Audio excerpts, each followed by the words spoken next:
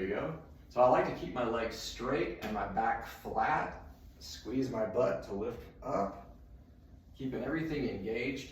I do like to use my opposite hand. It just kind of feels good to reaching across my body.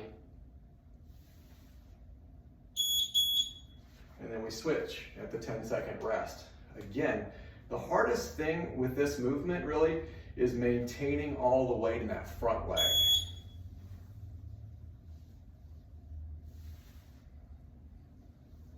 You don't have to go up explosively. I just like that.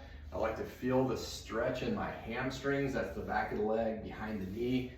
Squeeze my butt and lift up. Switch sides.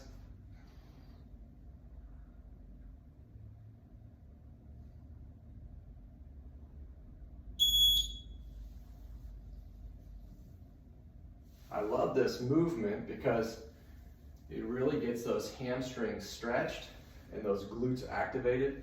The hamstrings and glutes are working together, as well as the low back, working on isometric strengthening of the low back, which means the low back is not moving. It stays neutral the entire time while we're going through that eccentric, concentric contraction of the hamstrings and the glutes.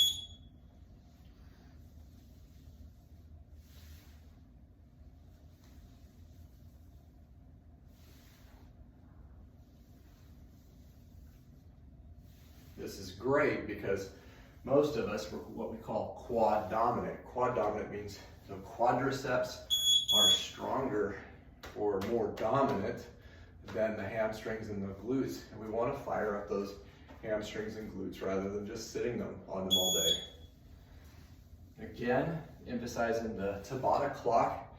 It doesn't have to be a Tabata clock. It's just, I love that it's 4 minutes, 20 seconds of work, 10 seconds of rest. You can probably tell I'm breathing a little bit hard, not too hard. I'm not breaking a sweat, so it's not interfering with, going back to work after 4 minutes of this. It's super easy. Again, focusing on keeping the core engaged, that back flat, that neutral spine, and again, most importantly, keeping the weight in the front foot, in the front leg, all the weight. That back leg for me is just barely there. I could lift it up if I wanted to.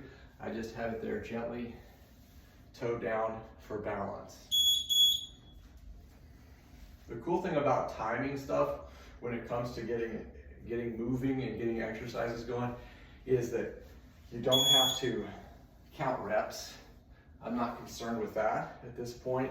I'm just concerned with getting some movement in, getting some activity in, and at the same time getting the most bang for your buck. You'll notice, of course, I've got all these weights back here, but I'm getting a tremendously good workout without picking up a weight. I've done these before, a little bit higher volume, which means more reps, spending a lot more time on it. Of course, maybe than this, but I've done it before and I'm incredibly sore afterwards. No weight necessary. Not to say that soreness is a requirement at all. I don't encourage you to push yourself until you can't move by any means. But hopefully this helps.